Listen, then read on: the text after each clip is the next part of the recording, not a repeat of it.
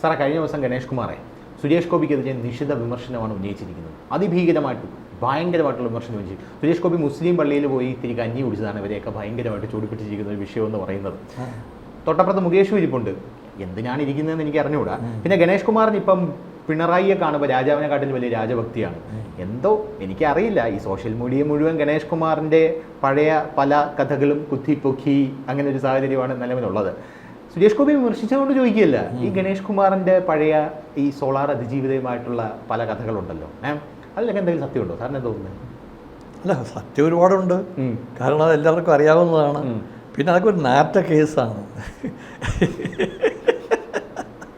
പിന്നെ ഈ ഗണേശ് എപ്പോഴും ഒരു അധികാരക്കൊതിയുടെ പിന്നാലെ പോവുകയും ഇപ്പോഴെന്നാൽ പിണറായിയെ പ്രീണിപ്പിക്കുന്നതിന് വേണ്ടി അദ്ദേഹത്തിന് ആവശ്യമായ തരത്തിൽ വികാരം കൊണ്ട് പ്രസംഗിക്കുകയും ചെയ്യുന്നു. ഇപ്പോൾ ഈ ഇലക്ഷൻ ടൈമിൽ അദ്ദേഹത്തിൻ്റെ പ്രസംഗങ്ങൾ പല തരത്തിലും ദുർവ്യാഖ്യാനം ചെയ്യപ്പെടേണ്ടതാണ്. പിന്നെ സുരേഷ് ഗോപിയെ ഇപ്പോൾ ഞോണ്ടേണ്ട കാര്യം എന്താ? ഒരു കാര്യമില്ല. ഈ സ്വയം തെറ്റുകാരനല്ലെങ്കിൽ സുരേഷ് ഗോപി പോയി കഞ്ഞി കുടിച്ചു എന്ന് പറയുന്നതിൽ എന്താ അർത്ഥം? കഞ്ഞിയേക്കാൾ അപ്പുറത്ത് ഇദ്ദേഹം എന്തൊക്കെ കഴിച്ചിരിക്കുന്നു. അതൊക്കെ അതിലൊരു ദ്വയാർത്ഥമില്ലേ എന്ന് എനിക്കൊരു സംശയമുണ്ട്. പിന്നെ നമ്മൾ ഈ കാര്യങ്ങൾ വിശകലനം ചെയ്യുമ്പോൾ ഗണേശ് സ്വന്തം അച്ഛനുമായിട്ട് പിണങ്ങിയ ആളാണ്. അച്ഛൻ തള്ളി പറഞ്ഞ ആളാണ്. സ്വന്തം അച്ഛൻ ഗണേഷ് കുമാറിനെ തള്ളി പറഞ്ഞ ആളാണ്. പിന്നെ സിനിമയിലേക്ക് വന്നു. പിന്നെ ആനയുള്ള തറവാട്ടിലെ കീഴട്ട് കുടുംബത്തിലായിരുന്നു. അതൊക്കെ പറഞ്ഞിട്ട് ഒരു വമ്പൻ പ്രതിഭാവിലാസത്തോടു കൂടിയാണ് കടന്നു വന്നത്. പിന്നെ ഈ ഒന്നുകിൽ നക്കിക്കൊല്ലും അല്ലെങ്കിൽ കുത്തിക്കൊല്ലും എന്ന് പറഞ്ഞതുപോലെയാണ്. മുന്നണി മന്ത്രിസഭയിൽ ഇദ്ദേഹത്തെ എടുക്കണ്ട എന്ന് പറഞ്ഞുകൊണ്ട് ബാലകൃഷ്ണപിള്ള കുഴപ്പമുണ്ടാക്കി ഇദ്ദേഹത്തെ മാറ്റേണ്ടി വന്നു. അപ്പോഴൊക്കെ അദ്ദേഹത്തിനൊരു വൈരനിര്യാതന ബുദ്ധി ഉമ്മൻചാണ്ടിയോടുണ്ടായിരുന്നു. അതുകൊണ്ടാണ് അതിജീവിതയെ ഉപകരണമാക്കി ഉമ്മൻചാണ്ടിയെ തേജോവധം ചെയ്യുന്നതിന് വേണ്ടിയുള്ള നടപടികൾ നടത്തിയത്. ഈ അതിജീവിത സത്യത്തിൽ അവർ കളങ്കമറ്റ മട്ടിൽ ഇതിനെക്കുറിച്ചൊക്കെ പറഞ്ഞിട്ടുണ്ട്. എല്ലാ സത്യങ്ങളും പുറത്തുവിട്ടിട്ടുണ്ട്. 5-6 മാസം എന്നെ തടവിൽ വെച്ചിരുന്നു. ഞാൻ എഴുതിയ കത്ത് മനോജ് കുമാറാണ് കൊണ്ടുപോയത്. ആ കത്തിൽ തിരുത്തുവരുത്തി. കാരണം ഉമ്മൻചാണ്ടിയെക്കുറിച്ച് നാളിതുവരെ ഒരു പെൺ കേസ് അല്ലെങ്കിൽ ഒരു അപവാദം ഉണ്ടായിട്ടേയില്ല. വിശ്വസിക്കാനും പോകുന്നില്ല, ആരും വിശ്വസിക്കാനും പോകുന്നില്ല. ആ ഉമ്മൻചാണ്ടിയെക്കുറിച്ച് ആക്ഷേപം ഉന്നയിച്ചു. അതിൻ്റെ പേരിലാണ് ഇവർ ബഹളമുണ്ടാക്കിയത്. ഈ രാജ്യം മുഴുവൻ കൈരളി TV, ദേശാഭിമാനി, ചർച്ചകൾ, ആക്രോശങ്ങൾ, ജാഥകൾ ഇതൊക്കെ നടത്തി ഉമ്മൻചാണ്ടിയെ താഴെ ഇറക്കുന്നതിന് വേണ്ടിയുള്ള കരുക്കൾ നീക്കി. അങ്ങനെയാണ് അദ്ദേഹത്തെ താഴെ ഇറക്കിയത്. അപ്പോൾ തന്നെ ഗണേശനൊരു നല്ല പിള്ളയല്ല. ഗണേശനെതിരെ എത്രയോ ആരോപണങ്ങളുണ്ട്, എത്രയോ ആക്ഷേപങ്ങളുണ്ട്. സ്വന്തം ഭാര്യ തന്നെ ആക്ഷേപം ഉന്നയിച്ചിട്ടുണ്ട്, യാമിനി തങ്കച്ചി. അല്ല, ഇതൊക്കെ ആക്ഷേപങ്ങൾ ഉന്നയിച്ച ഒരു മനുഷ്യൻ സുരേഷ് ഗോപിയെ പോലുള്ളൊരു മനുഷ്യനെ വിമർശിക്കാൻ എന്ത് യോഗ്യത? സുരേഷ് ഗോപി എന്തോ ആയിക്കൊണ്ട് പോട്ടെ, അതവിടെ സൈഡിൽ നിൽക്കട്ടെ. സുരേഷ് ഗോപിയെ ചൊറിയേണ്ട ആവശ്യമൊന്നും ഒരു കാര്യമില്ല. തൊട്ടപ്പുറത്ത് മുകേഷാണ് ഇരിക്കുന്നത്. ഒരു ചുക്കിനും ചുണ്ണാമ്പിനും കൊള്ളാത്ത ഒരു MLA ആയിരുന്നു. കഴിഞ്ഞ നമ്മുടെ മുകേഷ് കുമാർ അവിടെ വോട്ട് ചോദിക്കാൻ വന്നപ്പോൾ അവിടെയുള്ള മുക്കുവ സ്ത്രീകൾ കൂവി എറിയുന്നത് നമ്മളെല്ലാവരും TV കൂടെ കണ്ടതാണ്. ഒരു ചുക്കിനും ചുണ്ണാമ്പിനും കൊള്ളില്ല. MLA ആണ്. ബഡായി ബംഗ്ലാവിൽ വന്നിരുന്ന് ചളി അടിക്കാൻ മാത്രം ഒരു MLA. ഒന്നാമത്തെ കാര്യം. രണ്ടാമത്തെ കാര്യം, MLA ആയിക്കഴിഞ്ഞ് MP ആവണം എന്ന ദുരാഗ്രഹം. MP ആയിക്കഴിഞ്ഞാൽ ഇംഗ്ലീഷ് അറിഞ്ഞൂടാ, ഹിന്ദി അറിഞ്ഞൂടാ. സാർ എങ്ങനെയാണ് അത് അവിടെ പോയി കാര്യങ്ങൾ അവതരിപ്പിക്കുക എന്ന് കഴിഞ്ഞ ദിവസം റിപ്പോർട്ടറിലെ നമ്മൾ അരുൺകുമാർ ചോദിച്ചപ്പം അതിനല്ല എൻ്റെ ആക്ഷൻ കാണിക്കും. ഇതൊരു മണ്ടത്തരമാണ്. ഇത് വലിയൊരു വാക്ക് എനിക്ക് ഉപയോഗിക്കാല്ല. സത്യം പറഞ്ഞാൽ ഇതൊരു BJP കാരനാണെന്ന് പറഞ്ഞെങ്കിൽ ഇന്ന് കേരളത്തിലെ ഏറ്റവും വലിയ ട്രോൾ ആയിരിക്കും. സുരേഷ് ഗോപി നമ്മുടെ തൃശ്ശൂർ പോയി നൃത്തം ചെയ്യുന്നു. പുള്ളിക്കാരനറിയാലോ, പുള്ളിക്കാരൻ ഇപ്പോഴും സിനിമയിൽ നിന്ന് പുറത്തിറങ്ങാത്ത ഒരു മനുഷ്യനാണ്. അത് പുള്ളിയുടെ നിഷ്കളങ്കതയാണെന്നാണ് ഞാൻ പക്ഷേ ഇവരൊക്കെ നിഷ്കളങ്കതയല്ല. ഇവരൊക്കെ അഭിനയം ഇപ്പോഴും മുഖത്ത് വാരിപ്പൂശി വെച്ചുകൊണ്ട് മനസ്സിലായി ആൾക്കാരെ കാണുമ്പോൾ ചിരിക്കുന്നു, കൈപൊക്കി കാണിക്കുന്നു. കണ്ടാലേ അറിയാം പക്ക ആക്ടിങ് ആണ്. ഒരു കാര്യത്തിൽ അയാൾ ഒരു ജനങ്ങളോട് ഒരു ജീവകാരുണ്യപരമായ പെരുമാറ്റം നടത്തുന്നയാളും ഒരുപാട് പേരെ സഹായിക്കുന്നയാളും ഒക്കെയാണ്. ഉള്ളിൽ കളങ്കമില്ല. അയാൾ BJP-കാരനാണെങ്കിൽ പോലും സുരേഷ് ഗോപിയോട് എനിക്ക് സ്നേഹമുണ്ട്. Stop please. ഒരു കാര്യം കൂടെ, നമ്മൾ യാമിനി തങ്കച്ചിയിലാണ് വന്നത്. അവിടെ നിന്ന് തുടങ്ങാം. പോരട്ടെ. നമ്മളിപ്പോൾ അല്ല ഗണേഷ് അല്ല, ഗണേഷ് കുമാറിന്റെ ജീവിതവും അതുപോലെ തന്നെയാണ്. നമുക്ക് അവരുടെ ജീവിതത്തെ നമുക്ക് ഓഡിറ്റ് ചെയ്യേണ്ട ഒരു ആവശ്യമില്ല. ഒരു പാവം മനുഷ്യനെ ഇങ്ങനെ വളഞ്ഞിട്ട് ആക്രമിക്കുമ്പോൾ സോഷ്യൽ മീഡിയ ഇപ്പം മൊത്തത്തിൽ ഒന്ന് ഇളവിയിട്ടുണ്ട്. ഗണേഷ് കുമാറിന്റെ വ്യക്തി ജീവിതം ചെയ്യുന്നുണ്ടെന്ന് പറയുന്നുണ്ട്. മുകേഷും അത്ര നല്ല പിള്ളയൊന്നും അല്ലല്ലോ. മേതിൽ ദേവിക മുകേഷിനെ ഡൈവോഴ്സ് ചെയ്ത് എന്തിനാണെന്ന് സമൂഹ മാധ്യമങ്ങളിൽ മുഴുവൻ ഒരു ലിങ്ക് അടിച്ച് നോക്കിയാൽ കാണാന്നുള്ള കേസേ ഉള്ളൂ. രണ്ടും ഒരു ത്രാസി തൂങ്ങും. എന്നിട്ടാണ് ഈ രണ്ടും കൂടെ സുരേഷ് ഗോപിയെ വലിയ വായിൽ കുറ്റം പറയാനായിട്ട് പോകുന്നത്. ഇപ്പൊ യാമിനി തങ്കച്ചിയുടെ ഈ കേസ് വരുമ്പോൾ എന്തായിരുന്നു യഥാർത്ഥത്തിൽ അവിടെ ഗണേഷ് കുമാർ നടന്നത്? യാമിനി തങ്കച്ചി മുട്ടുകാലും മടക്കി പള്ളക്കി കയറ്റി എന്നൊക്കെ പറഞ്ഞ് ഗണേഷ് കുമാർ ചതഞ്ഞ് മറ്റേ ജഗതി പറയുമ്പോൾ ചളക്കി പിളിക്കി ചളക്കി എന്ന് പറഞ്ഞ ഫോട്ടോ ഒക്കെ സോഷ്യൽ മീഡിയയിൽ ഭയങ്കരമായിട്ട് പ്രചരിക്കും. മുഖത്തൊക്കെ അടിയുടെ പാടുണ്ടായിരുന്നു. അടി വേഷം കിട്ടിയിരുന്നു, വേഷം കിട്ടി. പിന്നെ ഒരിക്കലും ഒരു രാഷ്ട്രീയക്കാരൻ ഒരു സദാചാരത്തിൽ നിന്ന് അകന്നു പോയാൽ അതൊക്കെ രക്ഷപ്പെടാൻ പറ്റത്തില്ല.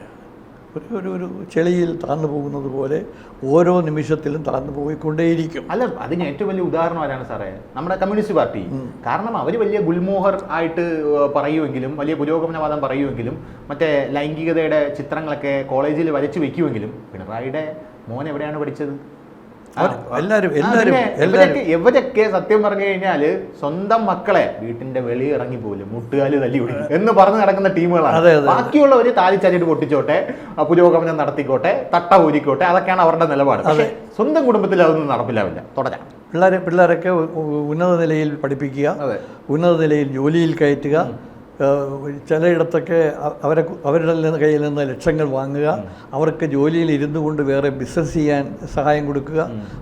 അതൊക്കെയാണ് ഈ പിണറായിയുടെ മക്കൾ ചെയ്തുകൊണ്ടിരിക്കുന്നത്. എന്തിനാ ഇപ്പോൾ ആ വീണ വെള്ളത്തിലാവും. കാരണം ഇടി പിടിവീഴാൻ പോവുകയാണ്. മോളെന്ന് പറഞ്ഞാൽ പിണറായി സഖാവിന് ജീവനാണ്. ഈ ബെർലിൻ കുഞ്ഞനന്റെ ആത്മകഥയിൽ പറയുന്നുണ്ട് പിണറായി വിജയൻ മോളുടെ അഡ്മിഷന് വേണ്ടി മാതാ അമൃതാനന്ദമയുടെ കാല് പിടിക്കാൻ പോയിട്ടുണ്ടെന്ന് അങ്ങനെ പറയുന്നുണ്ട്. അങ്ങനെ ഇതുണ്ട്. അപ്പൊ മക്കളെന്നൊക്കെ പറഞ്ഞാൽ പിണറായി സഖാവിന് വേറെ ലെവല് ജീവനല്ല. മാതാ അമൃതാനന്ദമയാണ് അഡ്മിഷൻ കൊടുത്തത്. പിന്നൊന്ന് വീണയുടെ നേരെ ഇ വല മുറുക്കിയിട്ടുണ്ട്. അപ്പോൾ സ്വാഭാവികമായും അകത്ത് പോവാം. അതെ, വീണ വിജയൻ ഇത് മാത്രമല്ലെന്നേ, വേറെ ഒരുപാട് ആരോപണങ്ങളും കേസുകളുമുണ്ട്. അപ്പോൾ അതൊക്കെ പുറത്തു വന്നു കഴിഞ്ഞാൽ ഒരു ഏറ്റവും വലിയ പ്രതിക്കൂട്ടിലാവും. ഇപ്പം തന്നെ കരിമണൽ കർത്തായെ ഇന്ന് സമൺ ചെയ്യാൻ പറഞ്ഞിട്ടുണ്ട്. ഉദ്യോഗസ്ഥനോട് ചെല്ലാൻ പറഞ്ഞിട്ട് ചെന്നിട്ടില്ല. അപ്പോൾ ഇതെല്ലാം കൂടെ ചേർത്ത് വെച്ച് വായിക്കുമ്പോൾ തോമസ് ഐസക്ക് പറയുന്നത് ഞാൻ പോകത്തില്ല, അത് ഇ ഡി അള്ളിക്കൊണ്ട് പോക്കോളാം. കരിവണ്ണൂരിൽ ബാങ്ക് കൊള്ളയുടെ കാര്യത്തിൽ ഏതാണ്ട് 100ഓളം അക്കൗണ്ടുകളാണ് മാർക്സിസ്റ്റ് കമ്മ്യൂണിസ്റ്റ് പാർട്ടിയുടെ പേരിലുള്ളത്. അതിൽ നിന്ന് 5-6 കോടി രൂപയാണ് എടുത്തത്. ഇപ്പോൾ ഒരു 5 കോടിയിലധികം രൂപ ഫ്രീസ് ചെയ്ത് വെച്ചിരിക്കുകയാണ്. അതിൽ നിന്നും അതിന് മുമ്പോ 1 കോടി രൂപ പാർട്ടി എടുത്തിരിക്കുന്നു. ഇതൊക്കെ തെരഞ്ഞെടുപ്പിന് വേണ്ടി ഈ പാവം ജനങ്ങളുടെ, പെൻഷൻ പറ്റിയവരുടെ, വീട് വിറ്റവരുടെ, മക്കളെ കല്യാണം കഴിക്കാൻ വെച്ചിരുന്നവരുടെയൊക്കെ പണം എടുത്തിട്ടാണ് അവർ ഇതൊക്കെ കാണിക്കുന്നത്, ഗിമ്മിക്കുകൾ കാണിക്കുന്നത്. പിന്നെ ഗണേശിലേക്ക് വന്നാൽ, ഗണേശ് പത്തനാപുരത്ത് നിന്ന് മാറി നിന്നാൽ ജയിക്കത്തില്ല. പത്തനാപുരത്ത് മാത്രം നിന്ന് അദ്ദേഹത്തിൻ്റെ ഒരു സാമ്രാജ്യം അവിടെ കെട്ടിപ്പടുത്തുകൊണ്ട് പോവുകയാണ്. അല്ല, ഈ ഗണേഷ് കുമാറിന് ഈ അതിജീവിതമായിട്ടുള്ള ബന്ധം എന്തായിരുന്നു? ഗണേഷ് കുമാറിന് അതിനു മുമ്പുള്ള ജീവിതമാണ് നമ്മുടെ യാമിനി തങ്കച്ചി എന്ന് പറഞ്ഞ ഗണേഷ് കുമാറിന്റെ ഭാര്യയുടെ ജീവിതം. ആടിവേഷ കിട്ടി, അതവിടെ നിൽക്കട്ടെ. പിന്നെ ഈ അതിജീവിതമായിട്ടുള്ള വിഷയം ഗണേഷ് കുമാറിന് എന്താണ്? ഗണേഷ് കുമാറിന്റെ ഈ പ്രശ്നം എനിക്ക് തിരക്ക് നടക്കുകയല്ലേ, ഓരോ കേസുകൾ ഇങ്ങനെ കിട്ടണമെന്ന് കരുതി ചൂണ്ടയിട്ടുകൊണ്ട് നടക്കുന്നതിനിടയിൽ ബന്ധപ്പെട്ടതാണ്. ഈ അതിജീവിതയാണെങ്കിൽ ഈ സോളാർ കേസിന് വേണ്ടി ആരുടെയും സഹായം തേടാൻ നിൽക്കുകയായിരുന്നു. ഒരുപക്ഷെ ഈ കേസൊന്നും ഉണ്ടായിരുന്നില്ലെങ്കിൽ അതിജീവിത കോടീശ്വരിയായേനെ. കാരണം സോളാർ പ്രവർത്തനങ്ങൾ അന്നിവിടെ ഇല്ല. അപ്പോൾ അതിനുവേണ്ടി പലരെയും ഏർപ്പാട് ചെയ്ത് പലരിൽ നിന്നും പണം കടം വാങ്ങി അവരെല്ലാം കൂടെ കൊടുത്ത കേസാണ്. ആ കേസിൻ്റെ അടിസ്ഥാനത്തിലാണ് ഇത് പൊങ്ങി വന്നപ്പോൾ പലരുടെയും സഹായം തേടേണ്ടി വന്നു. ആർക്കൊക്കെയാണ് ബലിയാടേണ്ടി വന്നത്? കുരുതി കോഴിയെ പോലെ ഏതൊക്കെ നേതാക്കന്മാരുടെ ചൂഷണം ചെയ്തു, എല്ലാവരും ചൂഷണം ചെയ്തു. അവളുടെ ഭർത്താവ് അവളെ ഇത് ചെയ്തു. അവളുടെ വക്കീല് ഫെനി എന്തൊക്കെ അട്ടിമറികളാണ് നടത്തിയത്. ഈ 2013 ഈ കേസ് വരുന്നത്. ജയിലിൽ നിന്ന് പുറത്തിറങ്ങിയ ഉടനെ തന്നെ അതിജീവിതയെ ഗണേഷ് കുമാർ വീട്ടുതടങ്കലിൽ പാർപ്പിക്കാനായിട്ട് ആറ് മാസം വീട്ടുതടങ്കലിൽ. ഇത് അതിജീവിത പറയുന്ന സംഭവമാണ്. 6 മാസം പാർപ്പിക്കാൻ കൊണ്ടുപോകുന്നു. 6 മാസം അവിടെ നടന്നത് എന്താണെന്ന് ഞാൻ പുറത്ത് പറഞ്ഞാൽ ഗണേഷ് കുമാറിൻ്റെ അച്ഛൻ ബാലകൃഷ്ണ പിള്ളയ്ക്കും ചീത്തപ്പേരുണ്ടാകും എന്നാണ് അതിജീവിത പറയുന്നത്. നമുക്കും അത് മറച്ചു വെക്കാം. ഞാൻ സമ്മതിക്കില്ല. കാരണം ഇത് അമേദ്യത്തിൽ കല്ലെറിഞ്ഞാലുണ്ടാകാവുന്ന ഒരു ചെളിതെറിക്കലാണ്. അതുകൊണ്ട് ഇത്തരം കാര്യങ്ങൾ കുറച്ച് എനിക്കെല്ലാം അറിയാം. പക്ഷേ അല്ല, അതൊക്കെ എല്ലാം ഇങ്ങനെ ഒരു മനുഷ്യൻ്റെ സ്വഭാവഹത്യ ചെയ്യുന്നതിലേക്ക് പോവരുത് എന്ന സദാചാരബോധവും സാംസ്കാരിക ബോധവും ഞാൻ കോളേജിൽ പഠിപ്പിച്ച ഒരാളല്ലേ. അപ്പോൾ എൻ്റെ ഒരു സാംസ്കാരിക ബോധം കൊണ്ട് അത്രയും ആക്ഷേപിക്കാൻ പറ്റുകയില്ല. പക്ഷേ ഗണേഷ് കുമാർ ഇപ്പോൾ ഇരുന്നിട്ട് എന്ത് ആക്ഷേപങ്ങൾ ഉന്നയിക്കുന്ന, സുരേഷ് ഗോപിക്ക് എതിരായി മാത്രമല്ല എല്ലാ കാര്യത്തിലും കോൺഗ്രസ്സുകാർക്കെതിരായിട്ട് അദ്ദേഹം പ്രസംഗിക്കുന്ന വേദികളിൽ ഇദ്ദേഹത്തെ സുഖിപ്പിക്കാൻ വേണ്ടി, പിണറായി വിജയനെ സുഖിപ്പിക്കാൻ വേണ്ടി ഏതളവ് വരെയും പോയിക്കൊണ്ടുള്ള പ്രസംഗങ്ങളാണ്, ആക്രോശങ്ങൾ, വെല്ലുവിളികൾ, പിന്നെ എന്തൊക്കെയോ പറയാമോ അതൊക്കെ പറഞ്ഞുകൊണ്ടിരിക്കുകയാണ്. അപ്പോൾ ആ ഗണേഷ് കുമാറാണ് ഇപ്പോൾ സുരേഷ് ഗോപിയെ പോലെയുള്ളവർക്കെതിരെ കല്ലെറിഞ്ഞുകൊണ്ട് രംഗത്ത് വരുന്നത്. ഈ കല്ലെറിഞ്ഞ ഒരാളായിരുന്നല്ലോ ഉമ്മൻചാണ്ടി. അതെ. CBI മജിസ്ട്രേറ്റ് കോടതി കൊടുത്ത റിപ്പോർട്ടുണ്ട്. ഈ റിപ്പോർട്ടിൽ പറയുന്നത് കത്ത് ഗണേഷ് കുമാർ കൈക്കലാക്കുകയും, ശരണ്യ മനോജും പിന്നെ ഗണേഷ് കുമാറിൻ്റെ ഒരു സഹായിയുണ്ട്, പ്രദീപ് കുമാർ, അങ്ങനെ എന്താണ് പുള്ളിയുടെ പേര്, അങ്ങനെ കൈക്കലാക്കുകയും അങ്ങനെ ആ കത്ത് കൊണ്ടുവന്ന് അതിൽ ഉമ്മൻചാണ്ടിയുടെ പരാമർശം അത് ഇല്ലായിരുന്നു. പിന്നെ ഉമ്മൻചാണ്ടിയുടെ പേര് അതിൽ എഴുതി ചേർത്ത് ഗണേഷ് കുമാർ പുറത്തു വിടുകയായിരുന്നു എന്ന് പറയുന്നു. മനോജ് തന്നെ പറയുന്നു. കത്ത് വാങ്ങിച്ചുകൊണ്ട് വന്ന് മനോജ് തന്നെ പറയുന്നു ഇതിനകത്ത് ഈ ഉമ്മൻചാണ്ടിയുടെ പേര് എഴുതി ചേർക്കുകയായിരുന്നു എന്ന്. ഇതിനൊക്കെ ദൈവം മാപ്പ് കൊടുക്കത്തില്ല.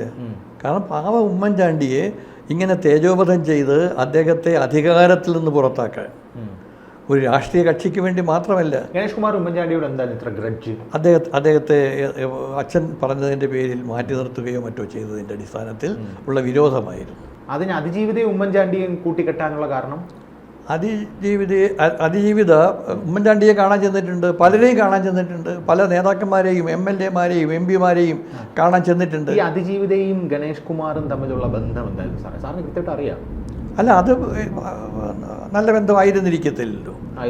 അപ്പോൾ സ്വാഭാവികമായി ബാലകൃഷ്ണ പിള്ള ഈ അതിജീവിതയുടെ രണ്ടാമത്തെ കുട്ടിക്ക് ചെലവിന് കൊടുക്കുന്നുണ്ട് എന്നും, അപ്പോൾ ഈ രണ്ടാമത്തെ കുഞ്ഞ് അത് ഗണേഷ് കുമാറിൻ്റെ കുഞ്ഞാണ് എന്നുള്ള കിംവദന്തിയാണ്.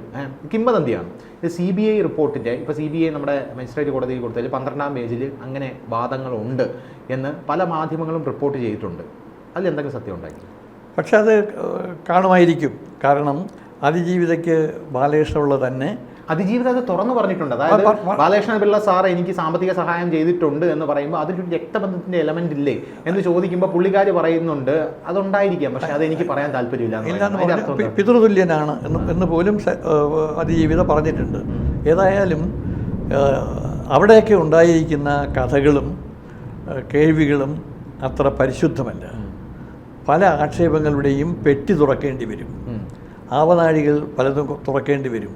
അപ്പോൾ ഇവിടെ ഒരു രാഷ്ട്രീയത്തിന് വേണ്ടി ഇങ്ങനെ ആളുകളെ തേജോവധം ചെയ്യുകയും ഇവരെ ഉപയോഗിക്കുകയും ചെയ്യുന്നത് എത്ര മ്ലേച്ഛമാണ് എന്ന് നമ്മൾ കാണുന്നു.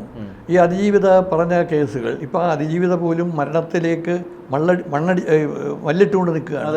കാരണം ഏതാണ്ട് സ്മാൾ പോയിസണിങ് കൊടുത്ത് അവരെ കൊല്ലാൻ ശ്രമിക്കുന്നു എന്നൊക്കെയാണ് പറയുന്നുണ്ട്. ഏതായാലും ഈ ഒരു കഥ, ഈ ഒരു വലിയ നോവലിന്, ഒരു വലിയ സിനിമയ്ക്ക് പാകമാകത്തക്ക മട്ടിലാണ് ഈ കഥകൾ നടന്നിട്ടുള്ളത്.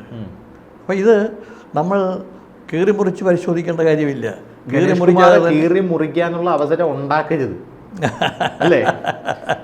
അല്ല, ഒരു കാര്യം തമിഴില് പറയുന്നുണ്ട്, ചുമ്മാ ഇരിക്കണവനെ നോണ്ടി വിട്ട് സൂപ്പർ സ്റ്റാർ ആക്കാതെ. ചുമ്മാ സുരേഷ് ഗോപി ആ സൈഡിൽ കൂടെ എന്തോ പാവം ചെയ്തുകൊണ്ട് പോട്ടെ എന്ന് വിചാരിച്ചു. വ്യക്തിപരമായിട്ടുള്ള ബന്ധങ്ങളൊക്കെ ഒരു മനുഷ്യനല്ലേ. ഇപ്പോൾ തന്നെ ഇപ്പോഴും ഉണ്ടല്ലോ, സിനിമയിലൊക്കെ ഇവരൊക്കെ ഒരുമിച്ച് പ്രവർത്തിച്ച ആൾക്കാരൊക്കെ അല്ലേ. പിന്നെ അങ്ങനെ ആർക്കും ഒരു ഉപദ്രവവും ഇല്ലാതെ ആ സൈഡിൽ കൂടെ കഞ്ഞി വാങ്ങിച്ചു കുടിക്കുന്നു. മുസ്ലിം പള്ളിയിൽ സുരേഷ് ഗോപി കയറിയതാണ് ഇയാളുടെ പ്രശ്നം. മതേതരത്വം പറയുന്ന ആൾക്കാരാണ്. ഒരു BJP-കാരൻ അങ്ങനെയാണെങ്കിൽ മുസ്ലിം പള്ളിയിൽ കയറുന്നതിനെ അവർ സന്തോഷിക്കുകയല്ലേ വേണ്ട. കണ്ടോ, നമ്മുടെ മതേതര കേരളത്തിൽ BJP-കാർ വരെ പള്ളിയിൽ കയറി സൗഹാർദ്ദം പങ്കിടുന്നു, ഇഫ്താറുകൾ നടത്തിയിട്ടുണ്ടല്ലോ ഇവര്. പിണറായി അടക്കമുള്ളവർ മുൻകാലങ്ങളിൽ ഇഫ്താർ നടത്തിയിട്ടുണ്ട്. മുസ്ലിങ്ങൾക്ക് വിളിച്ചു വരുത്തി, നാട്ടുകാരെ വിളിച്ചു വരുത്തി ആഹാരം കൊടുക്കുന്ന ഒരു ചടങ്ങൊക്കെ ഉണ്ടായിരുന്നു. അപ്പോൾ ഇതിന് വെറുതെ തോണ്ടേണ്ട കാര്യം ഒന്നുമില്ലായിരുന്നു. പിന്നെ ഇവിടെ ഇപ്പോൾ ഗണേഷ് കുമാർ ഇപ്പോൾ മന്ത്രിയാണ്. ഈ മന്ത്രിയായി ഇരുന്നു കൊണ്ട് അദ്ദേഹത്തിൻ്റെ ഭരണ നിർവഹണം ശ്ലാഘനീയമാവുന്നില്ല. അപ്പോൾ അതിൻ്റെ ഒരു ശ്ലാഘനീയമാക്കുന്നില്ല. പക്ഷേ ഞാനൊരു കാര്യം പറയാം സാർ, ആശയ മന്ത്രി ഗണേഷ് കുമാറിനെ എനിക്ക് ഇഷ്ടം കേട്ടോ. ഗണേഷ് കുമാർ ആ വകുപ്പിനെ കുറിച്ച് ഗാഠമായി പഠിച്ചിട്ടുണ്ട്, കൃത്യമായിട്ട് അറിയാം ഏതൊക്കെ എവിടെയൊക്കെ ആൾക്കാരെയാണ് ചട്ടിക്കകത്താക്കേണ്ടതെന്നും എവിടെയൊക്കെയാണ് അടിച്ചൊതുക്കേണ്ടതെന്നും ഗണേഷ് കുമാറിന് കൃത്യമായിട്ടുള്ള ധാരണ. പക്ഷേ അതിപ്പോൾ ഏക്കത്തില്ല. അത് 100%. കാരണം എല്ലാ കാലഘട്ടത്തിലും ഒരേ വടി കൊണ്ട് ഇത് അടിച്ചു കൊണ്ടുപോകാൻ പറ്റത്തില്ല. ഇപ്പോൾ അത് വലിയൊരു ഈജിയൻ തൊഴുത്താണ്. അതിന് ഒരു ഹിമാലയൻ പ്രതിവിധികൾ ഉണ്ടാക്കിയാൽ മാത്രമേ മുന്നോട്ട് കൊണ്ടുപോകാനാവുകയുള്ളൂ. പിന്നെ ഇത് കുറച്ചൊക്കെ നന്നാക്കാൻ ആദ്യം വന്നപ്പോൾ ശ്രമിച്ചു, ബിജു പ്രഭാകരൻ കുറച്ച് ശ്രമിച്ചു. നന്നാക്കാനായിട്ട് ശ്രമിക്കുന്നത്, പക്ഷെ നടക്കുന്നില്ല. അത് ട്രേഡ് യൂണിയനുകൾ അതുകൊണ്ടാണോ ഇനി പിണറായിയെ കാണുമ്പോൾ രാജാവിനെ കാട്ടിന് വലിയ രാജഭക്തി? അതെ, ഇവിടുന്ന് എടുത്ത് മാറ്റിയെന്തോ ചെയ്യും.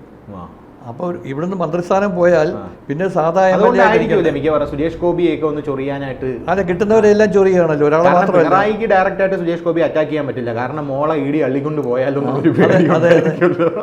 അതുകൊണ്ട് ഗണേഷ് കുമാറിനോട് പറഞ്ഞാണ് നീ വായി തോന്നണ എല്ലാം അങ്ങ് പറഞ്ഞോന്ന്. അതിപ്പോ കണ്ണടച്ചു കൊടുത്തിരിക്കുകയാണ്. പിന്നെ ഗണേശാണെങ്കിൽ അതിന് തയ്യാറായിട്ടും ഇരിക്കുന്നു.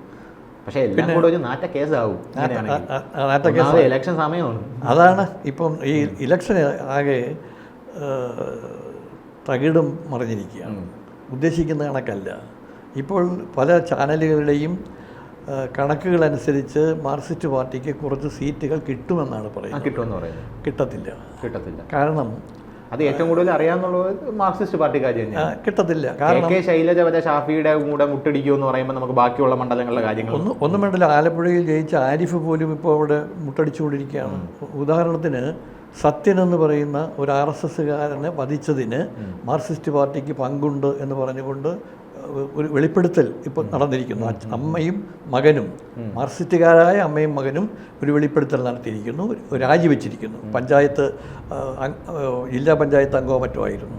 അപ്പോൾ സ്വാഭാവികമായി എല്ലായിടത്തും പിന്നെ SDPI ഇല്ലേ, അതാണ് നമ്മളെ കാണേണ്ട ഒരു കണക്ക്. പക്ഷെ ഇതാരും പറഞ്ഞു കാണുന്നില്ല. SDPIയുടെ പിന്തുണ UDFന് കൊടുത്തിരിക്കുന്നു. അവർ വേണ്ട എന്ന് പറഞ്ഞത് വേറെ കാര്യം. പക്ഷേ ഇവരുടെ പിന്തുണ നേടി അധികാരത്തിലേറിയത് മുഴുവൻ മാർക്സിസ്റ്റ് പാർട്ടിയാണ്. അപ്പോൾ അതിൻ്റെ മാർജിൻ വോട്ട് എന്ന് പറയുന്നത് മിക്ക നിയോജക മണ്ഡലങ്ങളിലും, മിക്ക പാർലമെൻറ്റ് മണ്ഡലങ്ങളിലും ഏതാണ്ട് ഒരു 20,000-50,000 വോട്ടിൻ്റെ ഇത് വരും. അപ്പോൾ അതുകൊണ്ട് ആ വോട്ടുകൾ മറിഞ്ഞാൽ ഇവരുദ്ദേശിക്കുന്ന തരത്തിൽ ഒരു അപ്ലിഫ്റ്റ് ഉണ്ടാവത്തില്ല. ഇപ്പോൾ മനോരമ ആയിട്ടും 24 ഒക്കെ നടത്തിയ സർവേ അനുസരിച്ച് മാർക്സിസ്റ്റ് കമ്മ്യൂണിസ്റ്റ് പാർട്ടിക്ക് അല്ലെങ്കിൽ LDFന് 3, 4, 5 സീറ്റ് കിട്ടാമെന്നാണ് പറയുന്നത് എന്ന് പറയുന്നു. ആ പറച്ചിലൊക്കെ ഇപ്പം മാറും.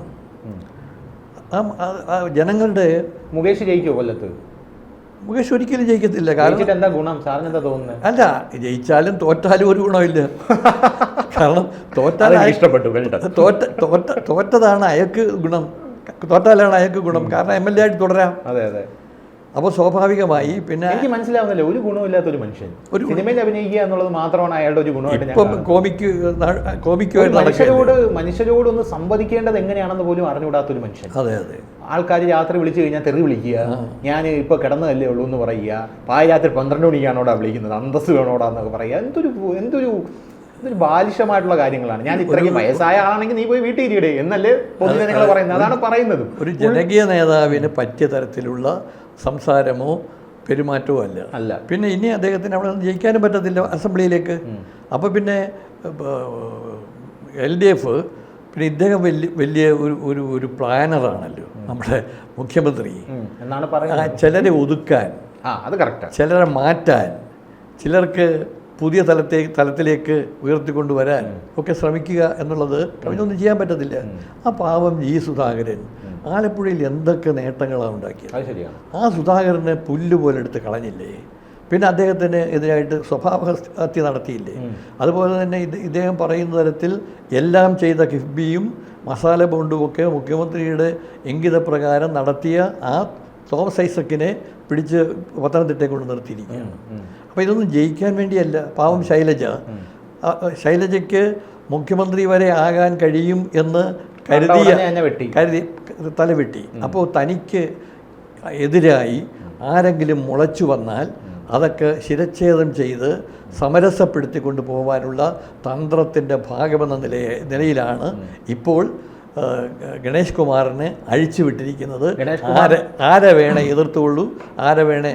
ഗണേഷ് കുമാർ സുരേഷ് ഗോപിയുടെ മെക്കിട്ട് കയറിക്കൊണ്ടിരിക്കുകയാണ്. അതൊക്കെ അവിടെ നിന്നോട്ടെ. ഇപ്പോൾ നമ്മൾ ഗണേഷ് കുമാർ അത് എത്രത്തോളം ഗണേഷ് കുമാർ കഴിഞ്ഞാൽ തിരിച്ച് അടിക്കുന്നെന്ന് നമുക്കിപ്പോൾ കണ്ടുകൊണ്ടിരിക്കുന്ന ഒരു കാഴ്ചയാണ്.